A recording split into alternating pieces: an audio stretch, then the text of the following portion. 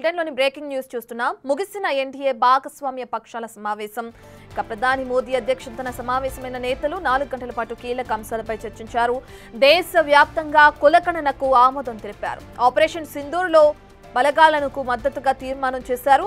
NDA మూడోసారి అధికారంలోకి వచ్చి ఏడాది పూర్తి కానుండటంతో వార్షిక దినోత్సవాన్ని గ్రాండ్ గా నిర్వహించాలని డిసైడ్ చేశారు నేతలు.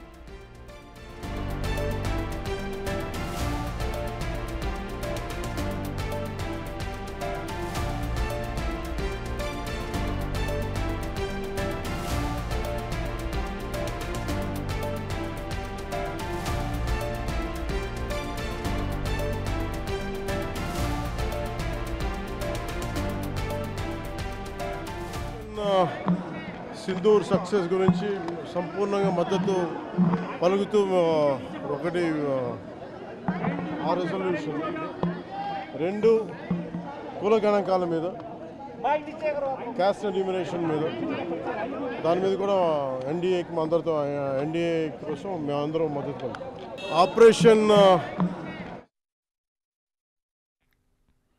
రైట్. ఇక ఎన్డీఏ భాగస్వామ్య పక్షాల సమావేశం ముగిసింది. దానికి సంబంధించిన పూర్తి డీటెయిల్స్ అందించడానికి మా ప్రతినిధి ఢిల్లీ నుంచి శివ అందుబాటులో ఉన్నారు. రైట్ శివ, సమావేశంలో ఎటువంటి అంశాల గురించి చర్చించడం జరిగింది?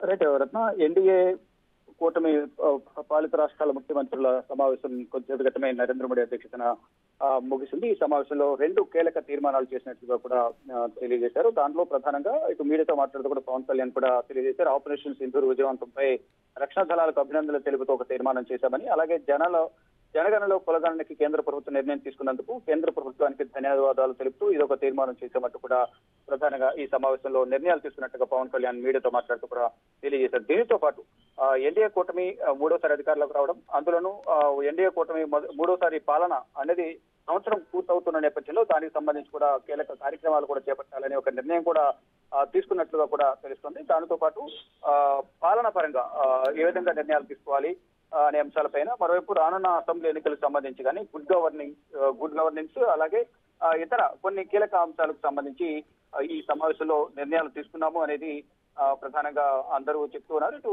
పవన్ కళ్యాణ్ కూడా మీడియాతో మాట్లాడి తెలియజేశారు. మరోవైపు ఇటు భారతదేశం 4వ అతిపెద్ద ఆర్థిక వ్యవస్థగా విజయవంతంగా అవతరించింది. దానికి సంబంధించి 4.18 ట్రిలియన్ జీడీపీతో ప్రపంచంలోనే 4వ అతిపెద్ద ఆర్థిక వ్యవస్థగా రూపాంతరం చెందింది అనేది కూడా ప్రధానంగా నీతి ఆయోగ్ సీఈఓ తెలియజేసి దానికి సంబంధించి కూడా ఈ సమావేశంలో చర్చించారు. దీనితో పాటు ఎన్డీఏ కూటమికి సంబంధించిన పలు కీలక అంశాలు ఏదైతే ఉన్నాయో, ఇటు పాలన పరంగా కానీ గత 10 సంవత్సరాల కాలంలో ఇటువంటి అభివృద్ధిని అందించాము, ఇప్పుడు మూడోసారి ఎటువంటి పాలన అందించబోతున్నాము అనే అంశాలపై కూడా ప్రధానంగా చర్చించినట్టు తెలుస్తుంది. అంటే ప్రభుత్వం అధికారంలోకి వచ్చి ఏడాది పూర్తవడం కానీ, వచ్చే నెలలో అంతర్జాతీయ యోగా దినోత్సవం, ఎమర్జెన్సీ విధించి 50 ఏళ్లు పూర్తవుతున్న నేపథ్యంలో చేపట్టాల్సిన కార్యక్రమాల గురించి కూడా ఈ సమావేశంలో చర్చించినట్టుగా కూడా తెలుస్తోంది. ఈ సమావేశానికి మొత్తం అన్ని రాష్ట్రాలకు సంబంధించిన ముఖ్యమంత్రులు హాజరయ్యారు. ఒక ఏపీ సీఎం చంద్రబాబు మాత్రం ముందుగా నిర్ణయించిన కార్యక్రమాలలో ఆయన రాలేకపోయారు.